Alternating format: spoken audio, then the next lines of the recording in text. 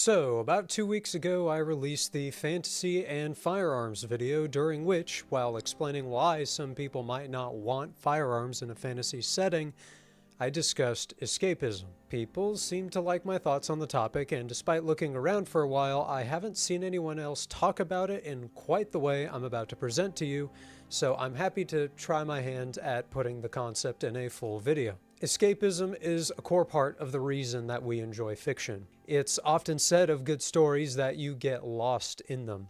And that's true whether the world you're escaping to is a wonderful place a part of you wishes you lived in, or a horror that you wouldn't even want to have nightmares of. Thus the terms positive escapism and negative escapism, both equally as important and both equally as true being forms of escapism, but very different in how they come off, as well as who they might appeal to and why they work. So that'll be today's topic, but there's only one natural introduction to it, which is to sort of address and maybe even expand our definition of what escapism is. Google defines it as the tendency to seek distraction and relief from unpleasant realities, especially by seeking entertainment or engaging in fantasy. But I much prefer Merriam-Webster's definition of habitual diversion of the mind to purely imaginative activity or entertainment as an escape from reality or routine, because it's a lot broader and, in my opinion, much more accurate. I'm pretty happy with my reality, but I still enjoy escapism, which is a concept that definitely applies more to that latter definition. Escapism can also take a variety of forms, and at its heart, to me, is a form of immersion, and a particularly deep kind at that. I have an unconventional place to start in giving a new perspective on escapism itself before we move forward, so bear with me. I've been playing some Total War Shogun 2 recently. There are a variety of historical Japanese clans you can select from to play as during the Sengoku Jidai period that saw the old Ashikaga shogunate fall and a new one rise in its place. I decided to try the Tokugawa clan this time around because they were the historical winners in reality. But the interesting thing about selecting the Tokugawa is that playing the campaign efficiently, which you kind of have to do because I was playing on very hard difficulty, means diverging significantly from the historical reality of what actually happened. One of your first moves in the game should be to destroy the Oda clan and thus pretty much prevent the existence of the extremely famous historical figure Oda Nobunaga. Then of course your leader at the start of the game, Matsudaira Hirotada, the father of the one who actually won the shogunate, Tokugawa Ieyasu, died when the latter was 6 years old. But if, when I'm playing the game, I got Hirotada killed when Ieyasu is 6, it's going to majorly screw up the campaign. Not to mention, I'm basically playing as Hirotada, and I don't want to get killed for nothing. Thus, in my run, an Ieyasu is a successful general in an already ascendant Tokugawa clan, like 50 years before they actually won historically. All this is to say, the story of my game and of reality significantly diverged, even though I was sort of trying to go close to it, at least in the start. But to me, that's one of the most interesting things about that sort of game. I find myself getting lost in the minutia of, I wonder how different Ieyasu's outlook on life would have been if his father had lived a full life, and actually been there to set up Ieyasu's success, essentially for him. Would we even remember Ieyasu, or would Hirotada be the famous name of one of the great unifiers? All of that overthinking from a game where most people play it just because it's a great strategy game and they like the backdrop, the design, and the balance of it. But that's just not how I play. So one can find escapism even in really odd places. And that's why I even bring this up. It's sort of an odd place to start rambling about a strategy game, but my point isn't saying that escapism is a massive part of the way that we engage with fiction, and I'd reckon even more so with those of you who tend to be in my audience, fellow writers. As those who like telling stories, we often make them out of the experiences that we have, and get lost in these things even when we ourselves are filling in many of the blanks. As on a mechanical level, Tokugawa Ieyasu in Shogun 2 is not really any different from any other character you could have leading an army. I could have deliberately gotten him killed and not all that much would change because I had other generals. But that's just not how we see these things. In introducing escapism like this, I make a point that it is even a broader concept than the general "I want to put myself in this world" idea that most associate with the term. Escapism is more than that, and I don't exactly think of myself as being Matsudaira Hirotada when I play Shogun 2, but I still identify myself as him because he's the character that I'm playing as. And this understanding of that view as escapism is sort of necessary for the following divergence to fully make sense. But that does bring us to discussing the first and most known form of escapism, which is positive escapism. That's because the positive type is escapism as you're used to thinking about it.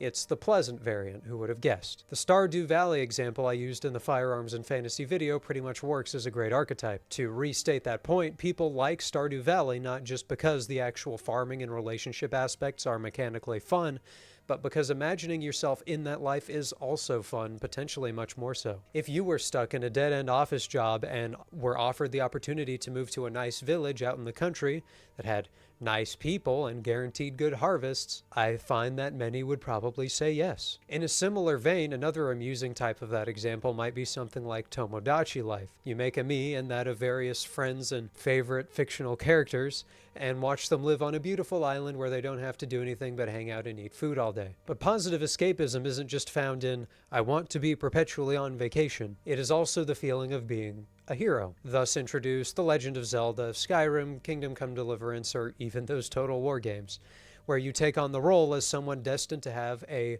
great part to play in the world they occupy. Sometimes they're a character you make, maybe even to be much like yourself, as in Skyrim, but in many cases they are defined, if not always super developed characters like Link. But even when they are fully their own person, distinct from yourself, like Henry in Kingdom Come, the principle still applies. And of course, I've just been talking video games, but only because this whole point can be made monumentally more obvious by stating that this is what reading many books is like. You don't have to want to be Frodo to escape into his story in Lord of the Rings. It's even true in nonfiction. As much as we might wish we were Miyamoto Musashi, who is about as close as you can get to a real-life RPG character, you don't become him by reading the Five Rings. But all the same, these remain within the positive realm of escapism because there's some feeling of identifying with wanting to be the protagonist, or be like the protagonist, or experience something about the situation they're in. In a word, positive escapism is appealing escapism. There's something about the situation you would want for yourself, even if it's as basic as, I wish I had such a clear purpose as Link knowing he needs to defeat Ganon. However, there is another angle of escapism that's just as powerful but not regarded in quite the same way, which is why I'm making this video.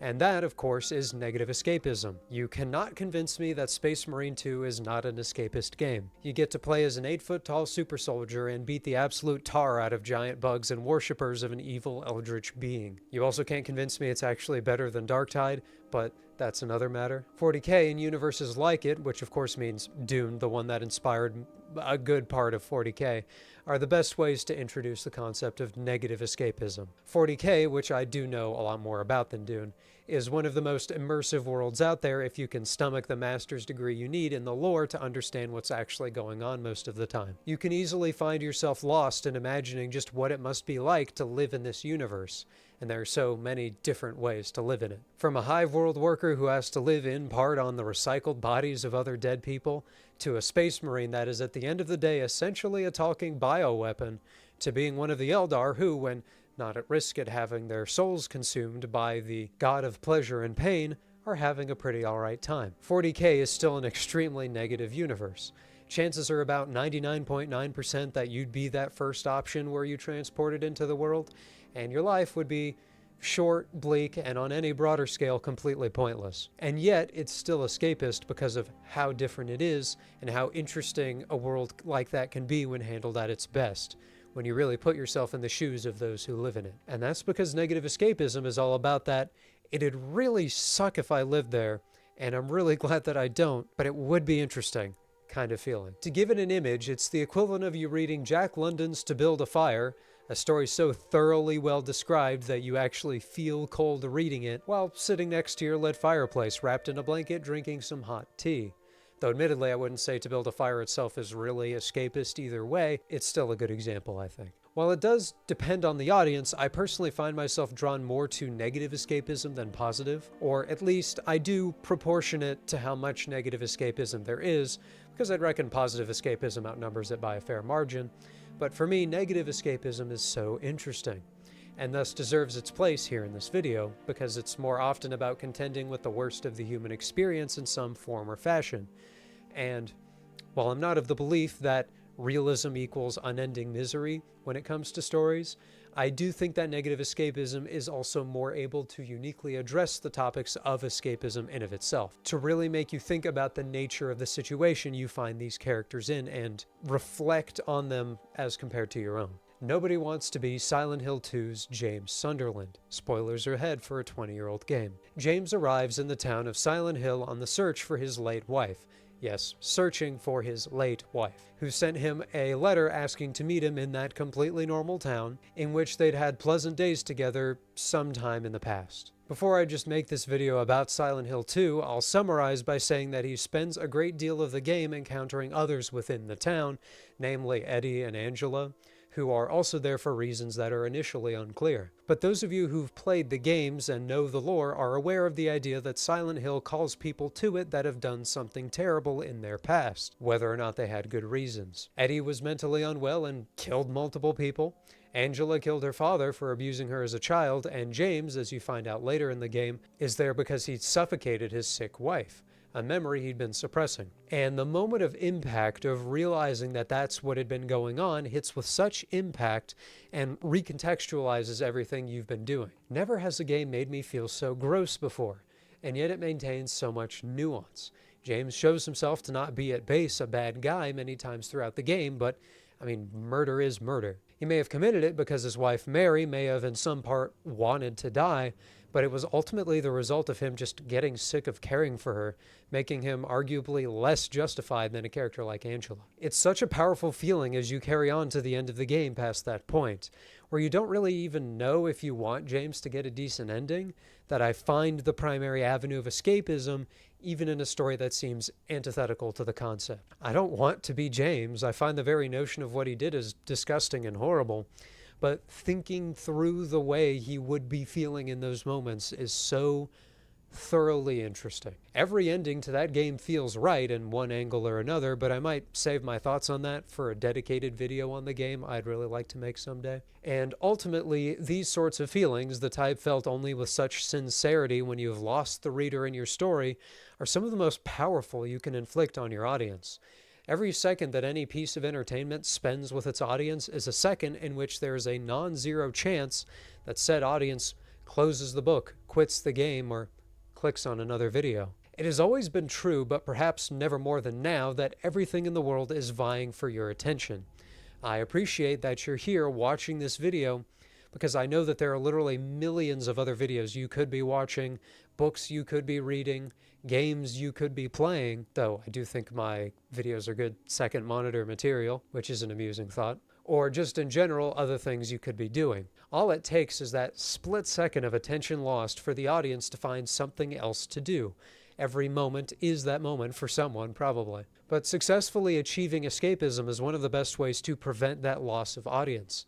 If one is instead lost in your story, they aren't going to think to leave, to close the book.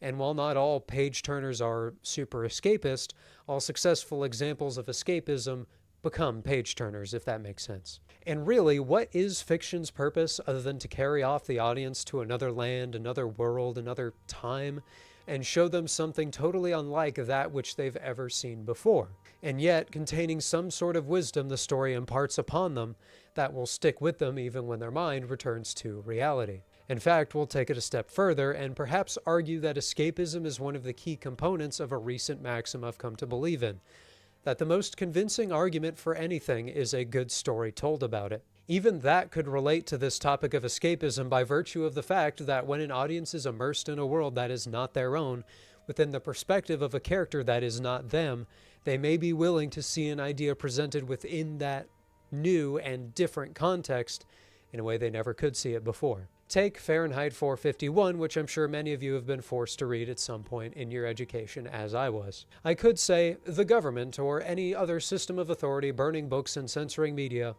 is bad.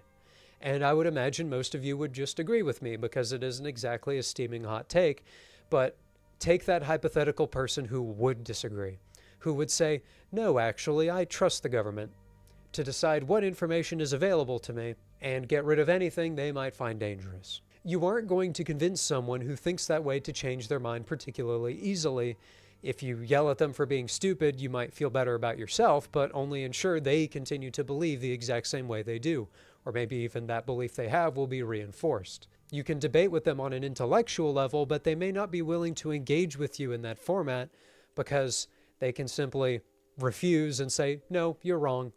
And as I've come to believe, the people a debate is really aimed to convince of something are spectators who haven't quite chosen a side on the topic yet. It's rarely either of the people engaging with it. But if you put Fahrenheit 451 before them and say, well, I don't agree with you, but this novel demonstrates my point, and it's good even if you don't agree with it, give it a try. You might be more likely to have success. Of course, they might still be obstinate and in a supreme case of irony burn that copy of Fahrenheit 451, but such a person would then be hopeless for you to do anything about them anyway. But say they do read it, say they escape to the perspective of Guy Montag, who exists outside our current paradigm in this separate fictional space, and maybe that will be what allows this person to finally see things a little differently. You still aren't guaranteed success. You never are when it comes to convincing anybody of anything. Much as the old saying goes, you can lead a horse to water but can't make him drink. But at least by giving the opposing person the agency to interpret something for themselves, can you thus give them the opportunity to change their mind of their own initiative, rather than having the change thrust upon them. As at the end of the day, many people refuse to change their mind about things simply because it would mean letting someone else get one up on them. How does this relate to escapism? How many tangents will you let me go on before you yell at me in the comments? I only know the answer to question one, and it is that escapism is the core of making this possible. If the hypothetical person does not escape, they do not shift their perspective enough that they can see things in a new way. Much as I said Orwell could not have written 1984 and 40s Britain in the previous video, he needed Airstrip 1. Fahrenheit 451 too needs its separation from the America of its time, as does Brave New World need its own separation from its paradigm. And even if your goal is not to convince someone of something, that escape, the value of the escape from reality in of itself, is the truest way of capturing your audience, whatever your goal might be. But with that, I think I'm done rambling about my thoughts on escapism, both positive and negative, and the ways in which it is one of the most fundamental parts of storytelling.